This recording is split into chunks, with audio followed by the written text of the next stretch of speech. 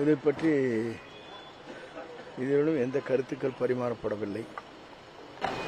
இப்போ என்டிஏல வந்து 70 சீட்டு கொடுக்குறாங்க, துணை முதலமைச்சர் போஸ்டில் கொடுக்குறாங்கன்னு சொல்லி அதோட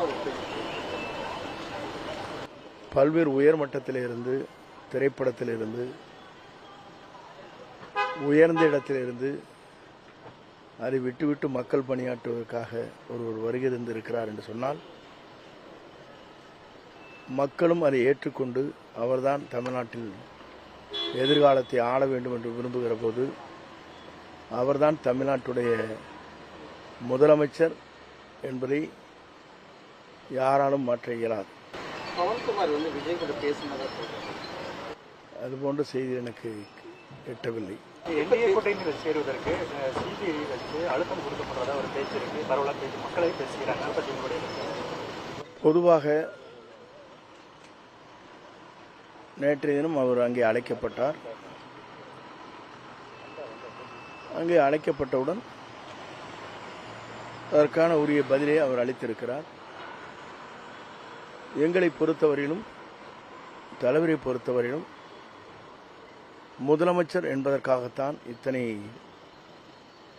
உயர் நிலையிலிருந்து, திரைப்படத்திலிருந்து அனைத்து விட்டுவிட்டு இன்றைக்கு வந்திருக்கிறார் என்று சொன்னால், அவர் மட்டும்தான் முதலமைச்சர் என்ற நிலையிலே தான் மக்களும் இருக்கிறார்கள், எல்லோரும் அதிலே இருக்கிறோம். மாபெரும் வெற்றி கிடைக்கும். நேற்றைய தினம் நீங்களும் எங்கள் ஊரில் பார்த்துன்னு தெரியும். இல்லை அறிவிச்சுட்டாங்க. நேற்றைய தினம் நான் ஊரில் இருந்தேன். ஒரு 3 இடத்துல முகாம் போனோம். ஆர்ப்பரித்து வருகிற மக்கள் வெள்ளத்தை பார்த்தோம். நான் இதுவரையிலும் அது மாதிரி பார்க்கல. புரட்சித் தலைவர் எம்ஜிஆர் காலத்தில் பார்த்ததை போல, அம்மா முதல் இயக்கம் துவங்கியது போல இன்று அவ்வளவு பேர் ஆர்ப்பரித்து வருகிறார் என்று சொன்னால் ஒரு மாற்றங்கள் வேண்டும் என்று மக்கள் விரும்புகிறார்கள். காரணம், புதிதாக ஒருவர் தமிழ்நாட்டிலே வர வேண்டும், நல்லாட்சி தர வேண்டும் என்று மக்கள் விரும்புகிறார்கள். அதற்கு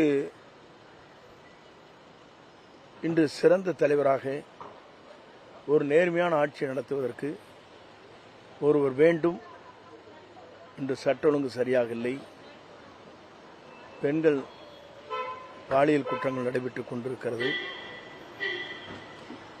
அதே நேரத்தில் தொழிலிலிருந்து அனைவருமே அச்சத்தோடு வாழ்ந்து கொண்டிருக்கிறார்கள். காரணம் உங்களுக்கு தெரியும்.